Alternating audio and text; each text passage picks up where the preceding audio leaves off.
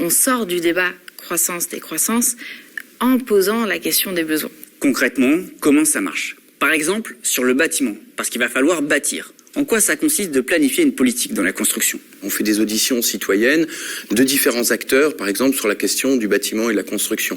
On auditionne la Fondation pour la Nature et l'Environnement qui nous dit il faut arrêter de construire parce que c'est une catastrophe, l'artificialisation des sols. Et puis juste après, on auditionne des gens de la Fondation Abbé Pierre qui nous disent il y a plein de gens à la rue, il faut construire des logements, à la fois il faut isoler, il y a des gens en précarité énergétique. Et donc on a une autre version d'une lutte qui est vachement importante, qui est une lutte sociale. Puis après ça, on pourrait avoir des personnes qui disent il faut construire pour faire baisser les gaz à effet de serre. On va construire plutôt avec des matériaux crus, de pays, du bois, de la terre crue, de la paille. Après ça, on pourrait avoir d'autres personnes qui sont des syndicalistes dans les cimenteries et qui, eux, vivent vraiment une autre problème, c'est la délocalisation de leur production, de leurs matières premières, du clinker qui commence à se fabriquer à l'étranger, à l'extérieur.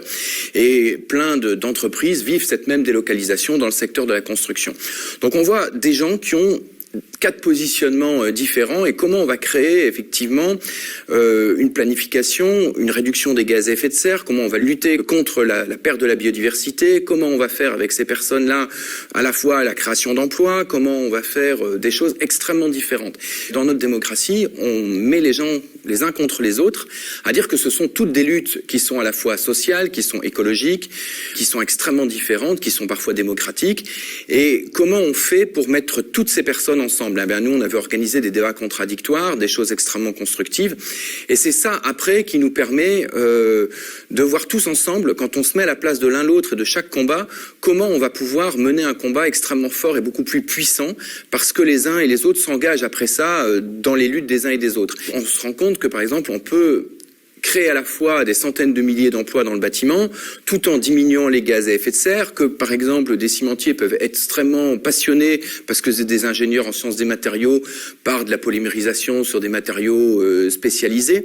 Et donc en fait, toutes ces personnes-là, quand on construit quelque chose de démocratique et quelque chose de complexe, c'est comme si on travaillait sur un énorme Rubik's Cube, on essaye d'avoir toutes les faces gagnantes de la population, sauf évidemment le CAC 40 et les actionnaires. Ici, nous, c'est une réappropriation démocratique, avec effectivement plein de conflits qui nous ont divisés, mais où on essaye de reprendre tous ensemble le pouvoir par rapport justement au marché qui est seul. Donc la planification écologique, c'est l'outil démocratique par excellence. Donc l'idée, c'est de voir qu'est-ce qu'on peut mettre en place sur tous les sujets, c'est-à-dire sur la question de nos besoins. De nos besoins aujourd'hui, par exemple, il y a 115 millions de tonnes de terre qui sont jetées. C'est le bâtiment, c'est 70% des déchets, parce que le bâtiment, c'est devenu un produit jetable. Et donc, c'est une énorme masse volumique de déchets. Les bâtiments, ils sont jetés. On peut réutiliser plein de choses. Par exemple, on pourrait aussi réfléchir, si jamais il y a des syndicats qui doivent délocaliser à cause de leurs matières premières, on peut essayer de voir comment on peut travailler à des planifications démocratiques et comment on peut réfléchir, comment on peut reprendre une usine quand ils vivent une difficulté économique et comment aussi on va peut-être revoir avec eux les systèmes de production. Je vais vous donner un exemple, par exemple sur l'isolation. Tout le monde est pour l'isolation des bâtiments. Bon, mais pour aller beaucoup plus vite, parce qu'à l'heure actuelle, c'est très long, il faut qu'il y ait des entreprises qui soient capables de faire l'isolation. Donc ça veut dire la formation des salariés de ces entreprises. Or, aujourd'hui, on manque de travailleurs formés à l'isolation, par exemple, avec ce qu'on appelle les matériaux biosourcés.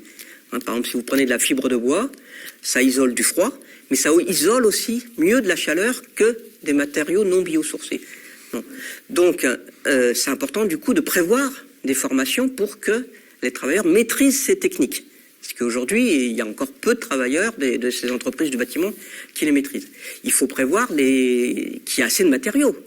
Donc, vous voyez pourquoi il faut planifier. Parce qu'on ne peut pas dire on va isoler tant de bâtiments si on n'a pas planifié le fait qu'il y ait des travailleurs formés et le fait qu'il y ait des matériaux nécessaires à cette planification. Aujourd'hui, si on isolait les bâtiments, on lutte à la fois contre l'extrême, la précarité énergétique par rapport à des gens qui ne se chauffent plus, et à la fois on lutte contre le réchauffement climatique.